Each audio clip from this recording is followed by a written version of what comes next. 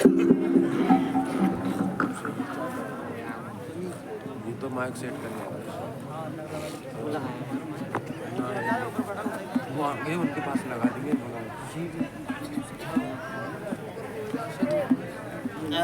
اس کو آئیں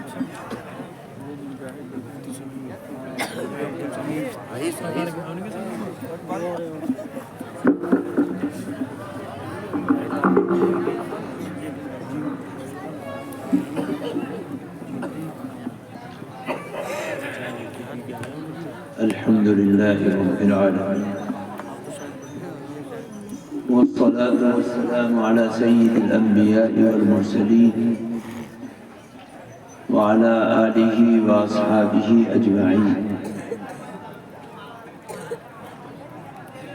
أما بعد فأعوذ بالله من الشيطان الرجيم بسم الله الرحمن الرحيم يا أيها الذين آمنوا إذا تداينتم بدين إلى أجل مسمى فاكتبوه وليكتب بينكم كاتب بالعدل صدق الله العظيم. حضرات علماء اعظام اور آج کی اس قرآنی مجلس میں انتہائی محبت کے ساتھ جمع ہونے والے نوجوان، بزرگ، پیارے بچے، بچیاں، پردہ نشی خواتین، آپ حضرات مسلسل کئی گھنٹے سے اپنے اس قدیم دینی ادارے کی محبت میں دین کی باتیں سن رہے ہیں اور ہر اعتبار سے قربانی دے رہے ہیں.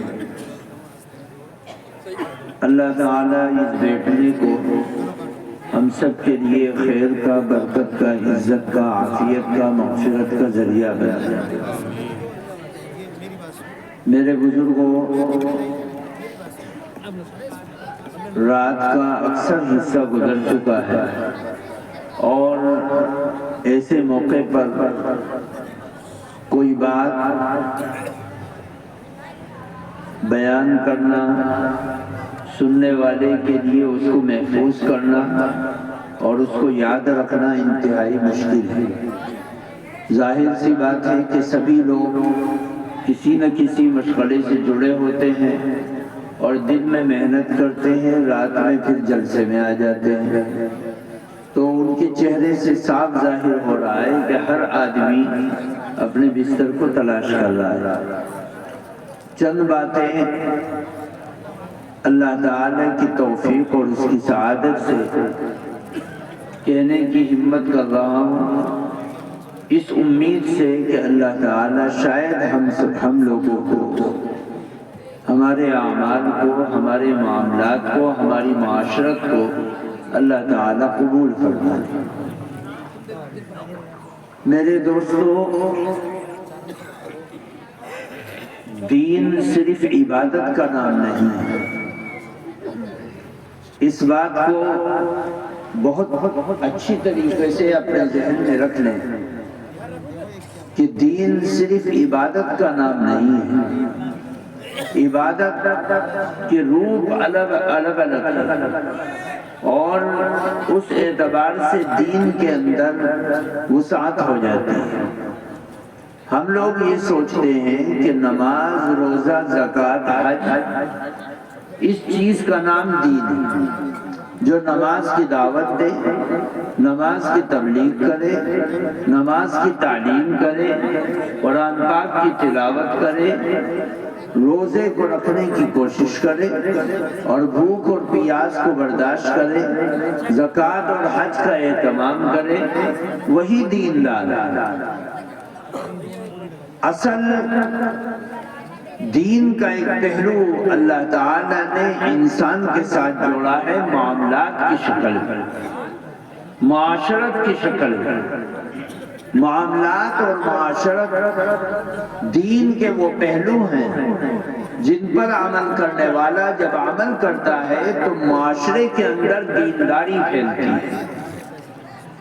ہمارے اوپر اللہ تعالیٰ نے جس طرح اپنا حق رکھا ہے ایسے ہی بندوں کا حق رکھا ہے۔ ان بندوں کے حقوق کا دھیان کرنا اور اس کی پاسداری اور اس کا لحاظ کرنا یہ دین کے اہم شعبوں میں سے ایک شعبہ ہے، دین کے اہم حصوں میں سے ایک حصہ ہے۔ آدمی نماز پر محنت کرتا ہے، زکوٰۃ پر محنت کرتا ہے، حج کے ارکان کو درست کرنے کے لیے محنت کرتا ہے، لیکن جب معاملات اور معاشرت کی باری آتی ہے تو وہ انسان اس پر محنت کرنے سے کتراتا ہے۔ حالانکہ ایمان والا ہے، مسلمان ہے، لیکن معاملات کی جب باری آتی ہے تو اس کے اندر سارا کا سارا کھوٹ دکھائی دیتا ہے۔ حالانکہ دین کے اندر سب سے زیادہ اہمیت اللہ تعالیٰ نے عبادات کے بعد معاملات کی رکھی ہے، اور معاملات کا پہلو اتنا وسیع ہے، اتنا وسیع ہے، اتنا کشادہ ہے کہ اللہ تعالیٰ نے بڑی اہمیت کے ساتھ جگہ جگہ قرآن کی آیتوں میں ہمارے معاملات کو درست کرنے کے لیے ہمیں ابھارا ہے کہ اپنے معاملات کو درست کرو، اور جتنی باریکی سے اللہ تعالیٰ نے معاملات پر بات کی ہے اور معاملات کی اہمیت کو بتلایا ہے، میرے دوستو اتنی باریکی سے اگر دیکھا جائے تو نماز کو نہیں بتلایا ہے۔ نماز اعمال کے اجزاء میں سے ایک بہترین جز ہے، لیکن اللہ تعالیٰ نے بار بار جگہ جگہ فرمایا اقیم الصلاۃ، نماز کو قائم کرو، اذا قمتم الى الصلاۃ، جب نماز قائم کرنے کا ارادہ کرو،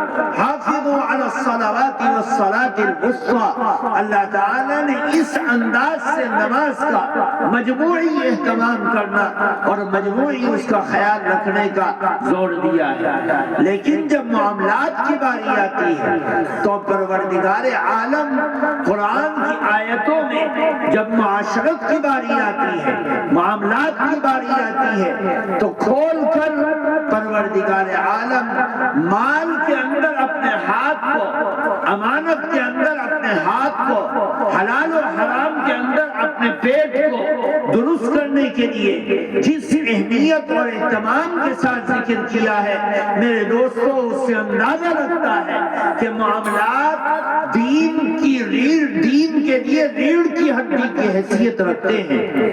حضرت عمر رضی اللہ تعالی عنہ کے سامنے کسی نے کہا کہ حضرت فلاں آدمی بڑا اللہ والا ہے، فرمایا تو وہ اللہ کا ولی ہے، تم نے کیسے پہچانا؟ فرمایا اے امیر المومنین وہ نماز پڑھتا ہے، روزہ رکھتا ہے، زکوٰۃ دیتا ہے، حج کرتا ہے، سچ بولتا ہے۔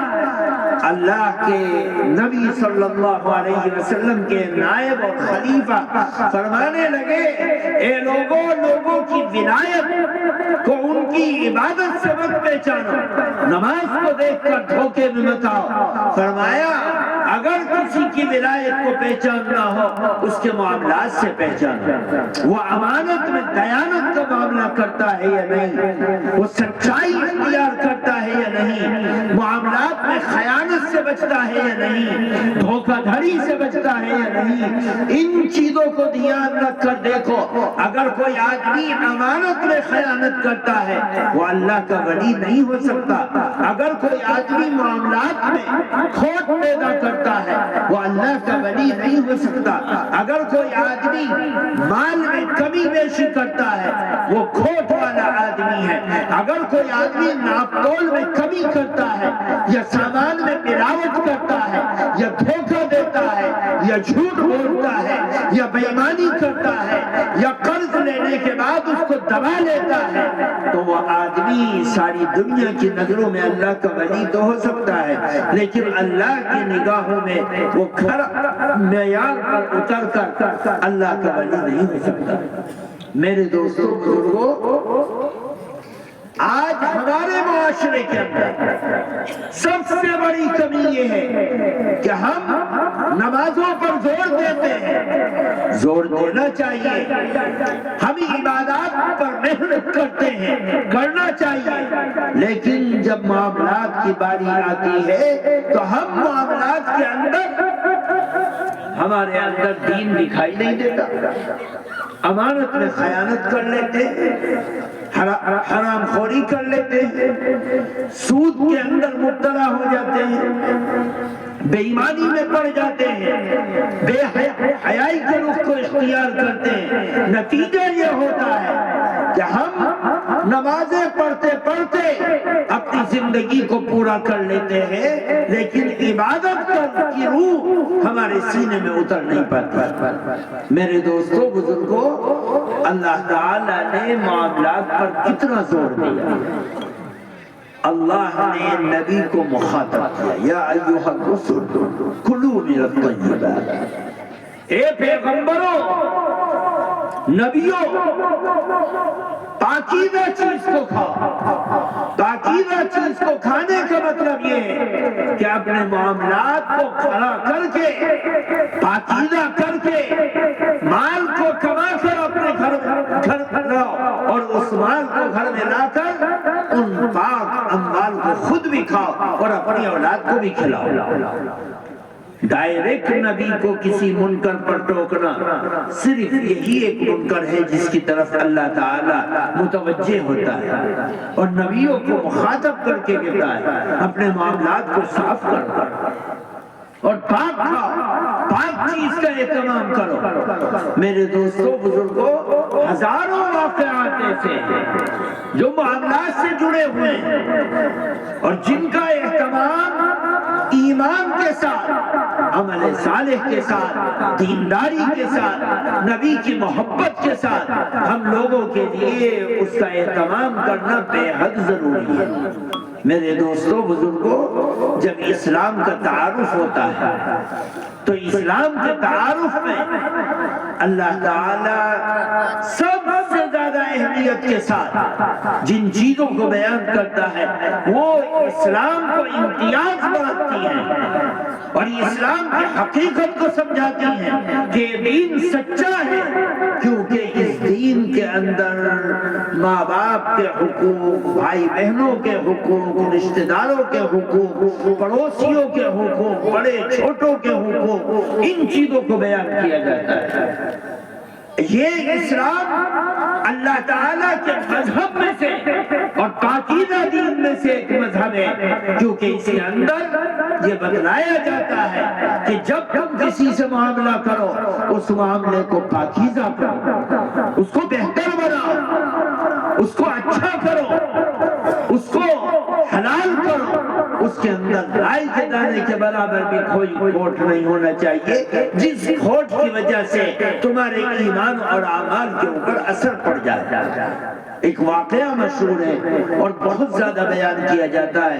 حضرت عمر رضی اللہ تعالی عنہ مدینہ منورہ کی گلیوں میں ٹہل رہے ہیں، رات کا پہر چل رہا ہے، اچانک ایک گھر میں سے چیخنے کی آواز آتی ہے، چیخ رہی ہے کوئی شخص، اندر کان لگا کے دیکھتے ہیں کوئی بوڑھی عورت کہہ رہی ہے بچی کو کہ بیٹی دودھ میں پانی ملا دے، دودھ میں پانی ملا دے۔ وہ پانی ملانے کو کہہ رہی ہے اور بچی کہہ رہی ہے کہ اماں اگر دودھ میں پانی ملایا تو عمر کو پتہ چل جائے گا اور عمر کوڑا مار کر سزا دے گا۔ ماں نے کہا بیٹی عمر یہاں کہاں ہے؟ عمر تو اپنے گھر میں ہے، تو پانی ملا، پانی ملانے کے بعد عمر کو پتہ نہیں چلے گا اور ہم دودھ نکال دیں گے۔ وہ بیٹی اللہ سے ڈرنے والی تھی، اللہ کا خوف رکھنے والی تھی، تقوی اختیار کرنے والی تھی، اس کے اندر اللہ کا ڈر تھا۔ وہ بول اٹھی اور اس نے کہا کہ اماں اگر عمر کو پتہ نہیں چلے گا تو عمر کا خدا 7 آسمان کے اوپر سے دیکھ رہا ہے، اس کو پتہ چلے گا، اس سے بچ کر کہا جائے گا۔ میرے دوستو بزرگوں، معاملات کے اندر کھڑا ہونا، اسی کو اللہ کے نبی صلی اللہ علیہ وسلم نے ارشاد فرمایا من غش فلیس منا، جو ملاوٹ کرے، دھوکہ دے، نظر سے چھپائے اور کھڑے کو کھوٹے میں اور کھوٹے کو کھڑے میں ملا دے، وہ ہم میں سے نہیں ہے۔ میرے دوستوں بزرگوں، ہم اللہ کے نبی صلی اللہ علیہ وسلم کے کلمے کو پڑھنے والے ہیں، آپ کی رسالت پر ایمان لانے والے ہیں، آپ کی عظمت اور بڑائی کو ماننے والے ہیں، آپ کی شان کا اقرار کرنے والے ہیں۔ اللہ کے نبی معاملات پر کتنی گہری نظر رکھتے تھے، کتنی گہری نظر رکھتے تھے، اس کا احساس ہم اور آپ نہیں کر سکتے۔ اللہ کے نبی صلی اللہ علیہ وسلم کے پاس ایک شخص آیا اور چاندی کا ایک ٹکڑا آپ کو پیش کیا، فرمایا یا رسول اللہ یہ صدقہ ہے، یعنی صدقہ واجبہ ہے۔ آپ نے اس کو اپنے تکیے کے نیچے رکھ لیا۔ ام المومنین حضرت عائشہ صدیقہ رضی اللہ تعالی عنہ فرماتی آپ پوری رات کروٹ لیتے رہے، کروٹ لے رہے۔ پوچھا گیا کہ یا رسول اللہ آپ کیوں بے چین ہیں؟ آپ کو دکھ ہے، تکلیف ہے، کلہم ہے، پریشانی ہے، درد ہے؟ فرمایا نہیں اے عائشہ، میرے تکیے کے نیچے یہ چاندی کا ٹکڑا رکھا ہے جو کسی کی امانت ہے، کسی کو پہنچانا ہے۔ مجھے ڈر لگ رہا ہے کہ کہیں یہ مستحق تک پہنچنے سے پہلے میری موت نہ آ جائے۔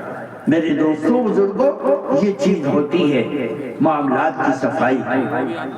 ان معاملات کی صفائی کا دھیان رکھنا ہماری ذمہ داری بنتی ہے۔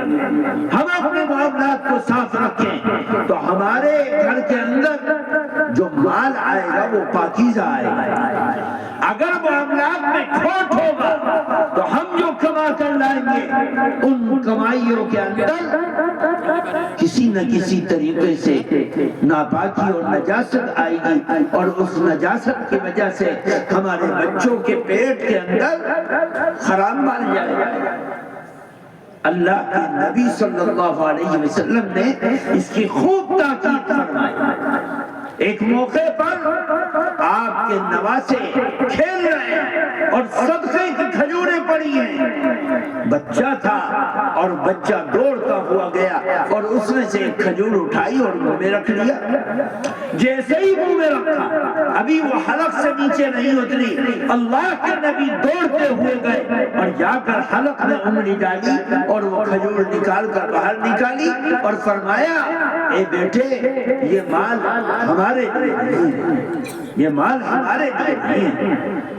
میرے دوستوں بزرگوں، ہمارے لیے ذمہ داری ہے کہ ہم اس چیز کا اہتمام کریں کہ معاملات کے اندر رائی کے دانے کے برابر بھی کھوٹ نہ ہو۔ آج ہمارے معاشرے کے اندر جو غلطیاں ہوتی ہیں، ان غلطیوں میں سے ایک بہت بڑی غلطی یہ ہے کہ ہم دو چیزوں میں اہمیت نہیں دیتے۔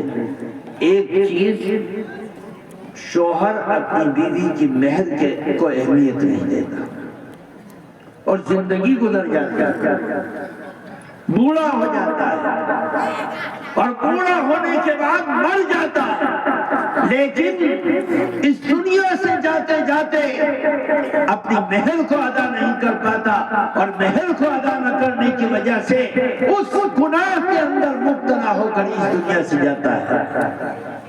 حالانکہ قیامت کے دن اللہ تعالیٰ نے جو کام ہوں گے ان کاموں میں سے ایک کام یہ بتلایا فَلَا أَنْسَابَ بَيْنَهُمْ يَوْمَئِذٍ وَلَا يَتَسَاءَلُونَ۔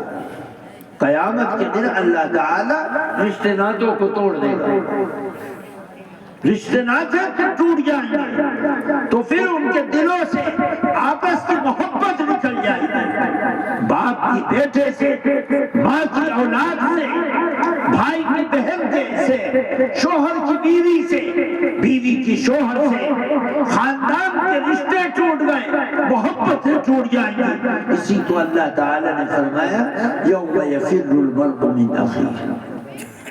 قیامت کے دن بھائی بھائی کو دیکھ کر بھاگے گا، وہ امی بابی، اولاد باپ اور ماں کو دیکھ کر بھاگے گی، بہن بہن کو دیکھ کر بھاگی گی، رشتے ناطے ٹوٹ گئے، اب سب ایک دوسرے کو دیکھ کر بھاگ رہے کہ یہ آ رہا ہے جانا پہچانا، بھاگو اس سے، بچو اس سے۔ اللہ تعالیٰ اس دن رشتے ناتوں کو توڑ دے گا۔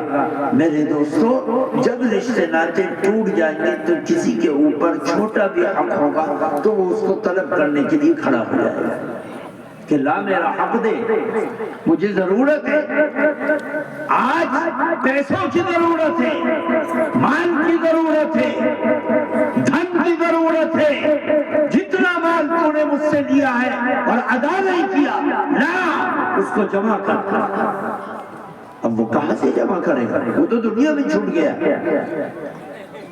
دوسرا معاملہ جس کے اندر ہم کوتاہی کرتے ہیں، یہ وراثت کا، یہ جو مہر کا مسئلہ ہے، یہ اس لیے میں بیان کر رہا ہوں کہ ایک بوڑھی عورت میرے پاس آئی، اس بوڑھی عورت کی عمر 85 سال تھی، اس کا بڈھا زندہ تھا، اس نے مجھ سے کہا کہ مولانا میرے بوڑھے سے میری مہر دلواؤ۔ آپس میں محبتیں ختم ہو گئی، وہ مہر مانگ رہی ہے، بوڑھا کہہ رہا ہے جی معاف کرواؤں گا میں تمہیں، وہ دینے کو تیار نہیں۔ آج ہمارے معاشرے کے اندر یہ چیزیں ہیں، یہ بیماری ہے، اور ان بیماریوں کو لے کر ہم مر جاتے ہیں۔ باپ کے مرنے کے بعد یا ماں کے مرنے کے بعد باپ یا ماں کے بچے ہوئے مال میں سے وراثت میں حصہ ہے اولاد کا، لیکن اولاد تو دونوں برابر ہے، لڑکے بھی لڑکی بھی۔ یہ الگ بات ہے کہ اللہ نے لڑکی کو آدھا حصہ دیا اور لڑکے کو پورا حصہ دیا، لیکن ہے تو مال میں حصہ، مال میں حصہ تو ہے۔ اب سارے مال پر جو بچے ہوتے ہیں، لڑکے ہوتے ہیں، وہ قابض ہو جاتے ہیں اور بہنوں کو محروم کر دیتے ہیں۔ یہ معاملات کی خرابی ہے، اور یہ قیامت کے دن دکھ دے گے، پریشان کرے گی، دکھ میں مبتلا کرے گی، اور وہاں جا کر آدمی پھنسا کا پھنسا کھڑا رہ جائے گا۔ اللہ تعالیٰ نے پوری ایک سورت کے اندر کئی جگہ مختلف مقامات پر وراثت کے مسائل کو بیان کیا۔ یوصیکم اللہ فی اولادکم للذکر مثل حظ الانثیین، ایک بڑا رکوع، اور اس رکوع کے اندر اللہ تعالیٰ نے وراثت کے مسائل کو بیان کیا ہے۔ بہن کے مرنے کے بعد بھائی کا یہ حصہ ہے اگر اولاد نہ ہو، بھائی کے مرنے کے بعد بہن کا یہ حصہ ہے اگر اولاد نہ ہو، باپ کے مرنے کے بعد اولاد کا یہ حصہ ہے، بہن کا اتنا حصہ ہے، بیوی کا اتنا حصہ ہے، لڑکوں کا اتنا حصہ ہے، بھائی کے مرنے کے بعد بھائیوں کا اتنا حصہ ہے۔ یہ سارے معاملات اللہ تعالیٰ نے قرآن پاک میں ذکر کیے، ہم اس کو کھا جاتے اور ساری زندگی حرام کھاتے ہیں اور اپنی اولاد کو کھلاتے ہیں ساری زندگی، اور ہمیں احساس نہیں ہوتا۔ اگر کوئی مولوی ٹوک دے کہ بھئی وراثت ادا کرو تو 1000 بہانے کھڑے ہو جاتے ہیں، اجی ہمارے باپ نے ہماری بہن کو فلاں موقع پر یہ دیا اور فلاں موقع پر یہ دیا۔ ارے جو کچھ اس نے دیا اپنی مرضی سے اس کا مال تھا دے دیا، لیکن وراثت تو اس کے مرنے کے بعد کھائے گا۔ جو زندگی نے دے دیا وہ دے دیا، اس کو تو چھین نہیں سکتا، چاہے وہ کم دے یا زیادہ دے، لیکن جب مر گیا، مرنے کے بعد اب اگر سوئی بھی چھوڑ کر جا رہا ہے تو اس سوئی کے اندر اللہ تعالیٰ نے لڑکوں کا بھی حصہ رکھا ہے اور لڑکیوں کا بھی رکھا ہے۔ میرے دوستوں بزرگوں، ان چیزوں کا دھیان رکھنا چاہیے۔ ایک حدیث پاک سنو اور اس کے بعد پھر میں اپنی بات پوری کرتا ہوں۔ آقا نامدار سرکار دو عالم جناب محمد رسول اللہ صلی اللہ علیہ وسلم کے ایک صحابی حضرت سعد، انہوں نے اللہ کے نبی سے درخواست کی، یا رسول اللہ ادعو اللہ لی ان یستجاب دعوتی، اے اللہ کے پیغمبر آپ میرے لیے دعا کیجئے کہ اللہ تعالیٰ میری دعاؤں کو قبول کر لے۔ جب میں مانگوں، جب اللہ سے میں مانگوں اور ہاتھ اٹھاؤں، بازاروں میں، پہاڑوں میں، رات میں، دن میں، تپش میں، گرمی میں، سردی میں، جہاں خوشی غمی میں مانگوں، اللہ تعالیٰ میری دعاؤں کو قبول کرتا رہے، مجھے مستجاب الدعوات بنا دے۔ علماء جانتے ہیں مستجاب الدعوات بہت بڑا مقام اور مرتبہ ہے۔ جس بندے کو اللہ تعالیٰ یہ ہنر دے دے اور یہ اس کے اندر روحانیت دے دے کہ وہ اللہ سے جو مانگے اللہ پوری کرے، تو بہت باکمال بندہ ہے، باصلاحیت بندہ ہے۔ اللہ کے نبی صلی اللہ علیہ وسلم اگر چاہتے تو دعا کر دیتے، لیکن آپ نے دعا نہیں کی۔ آپ نے قیامت تک آنے والے مسلمان اور ایمان والے ان سب کو مستجاب الدعوات بنانے کا نسخہ پیش کر دیا اور بیان کر دیا۔ فرمایا یا سعد اطعم مطعمک فتکن مستجاب دعوت، اے سعد ایک اصول اپنے دامن سے باندھ لے اور یاد کر لے، اپنے کھانے کے لقموں کو تو پاک کر لے، اپنے کھانے کے لقموں کو تو پاک کر لے، بس تو مستجاب الدعوات بن جائے گا۔ حضرت تھانوی رحمت اللہ علیہ کے پاس ایک گاؤں ہے اسلام نگر، وہاں کے ایک بڑے میاں گئے اور انہوں نے کہا کہ حضرت مجھے بیعت کر لو۔ حضرت نے کہ ہاں بڑی سخت شرائط، فرمایا کہ کیا کھاتے ہو، کیا کماتے ہو، کیا روزی روٹی ہے تمہاری؟ کہا حضرت کچھ نہیں ہے، بس 100 بیگھے کا ایک باغ۔ کہا باغ کہاں سے آیا؟ آج کل تو شیخ تلاش کرتے ہیں کہ کوئی مرید ہو، اس زمانے میں شیخ کے پاس مرید آ رہا ہے اور وہ مرید کی تحقیق کر رہے ہیں کہ کہیں اس کی اصلاح کے لیے میں کوشش کروں اور اس کی پیٹ کی نجاست اس کی اصلاح نہ ہونے دیں، اس کی روزی روٹی کی ناپاکی اس کی اصلاح نہ ہونے دیں۔ یہ ہوتا ہے، آدمی محنت کرتا ہے، نماز کو خوبصورت بنا لیتا ہے، روزوں کو خوبصورت بنا لیتا ہے، قرآن کی تلاوت کو سچا بنا لیتا ہے، لیکن پیٹ میں جانے والی روزی ناپاک ہوتی ہے تو ساری چیزیں بس حلق کی ہڈی سے نیچے نہیں اترتی، یہیں تک رہتی ہیں، یہاں اٹک جاتی ہیں۔ حضرت تھانوی رحمت اللہ علیہ نے فرمایا 100 بیگھے کا باغ کہاں سے آیا؟ فرمایا کہ حضرت کسٹوڈین میں جو زائد زمین ہو رہی تھی ایک لالا کے پاس، تو انگریز سرکار نے ایک قانون بنایا تھا کہ بھئی جو زائد زمین ہے وہ دوسروں میں تقسیم ہوگی، تو اس میں 100 بیگھے کا باغ زائد نکلا تھا، وہ میرے پاس آ گیا۔ حضرت خود زمیندار تھے، فرمانے لگے یہ ظلم ہے، یہ ظالمانہ قانون، اگر تم مجھ سے بیعت ہونا چاہتے ہو تو یہ 100 بیگھے کا باغ اس کو مالک کو واپس کرو جس کا ہے۔ وہ سچا طالب، سچا طالب، اس کی اولاد آج بھی زندہ ہے، ایک ہی بیٹا ہے وہ آج بھی زندہ ہے، وہ خود اپنا واقعہ بیان کرتا ہے اپنے باپ کا۔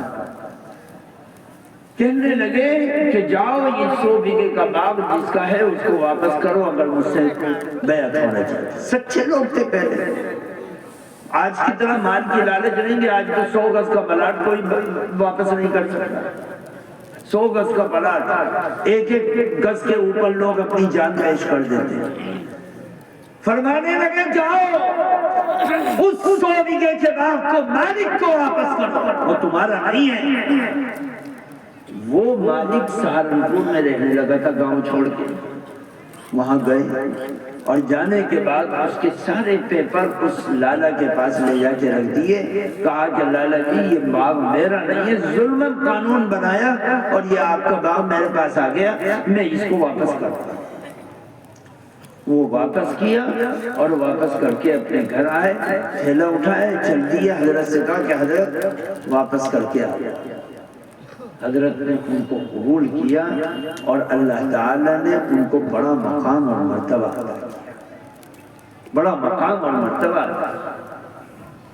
یہ معاملات ہوتے ہیں کہ دنیا کی محبت حرام خوری میں مبتلا کرتی ہے، اور اس حرام خوری کو آخرت تباہ ہوتی ہے اس حرام خوری کی وجہ سے، اور دنیا کی محبت کو نکالنے سے سب سے بڑا فائدہ یہ ہوتا ہے کہ آدمی حرام خوری سے نجات پا لیتا ہے، اور حرام خوری سے نجات پاتے ہی آخرت کے مقام اور مرتبے اس کو ملنے شروع ہو جاتے ہیں۔ اللہ تعالیٰ ہمیں سمجھنے کی توفیق عطا فرمائے، خیر سے مالا مال فرمائے، شر سے محفوظ فرمائے۔ رات بہت ہو گئی، اتنی دیر میں تو بیان میں نے پورے سیزن میں 2 بجے بیان نہیں کیا، لیکن یہاں 1 بجے بیان کرنا پڑ رہا ہے۔ خیر بہرحال کچھ ہماری بھی غلطی رہی، اور پروگرام بھی لمبا ہوتا ہے، شاید آپ لوگوں کے ہاں عادت زیادہ دیر تک ہے۔ ابھی آپ لوگوں کو بیٹھنا ہے، کوئی آدمی جانے کی کوشش نہ کرے۔ بہت بڑے عالم ہیں، مجاہد ہیں، بہت مضبوط آدمی ہیں، مفتی عبدالسمیع صاحب وہ تشریف فرما ہوں گے۔ کوئی شخص مسافے کے لیے یا ادھر گیٹ کی طرف جانے کے لیے یا سستی کاہلی کی وجہ سے نہ اٹھے، سب بیٹھے رہیں اور اپنے پروگرام کو بابرکت بنانے کی کوشش کریں۔ اللہ تبارک و تعالی ہم سب کو سمجھنے کی توفیق عطا فرمائے۔ سبحان اللہ و بحمدہ۔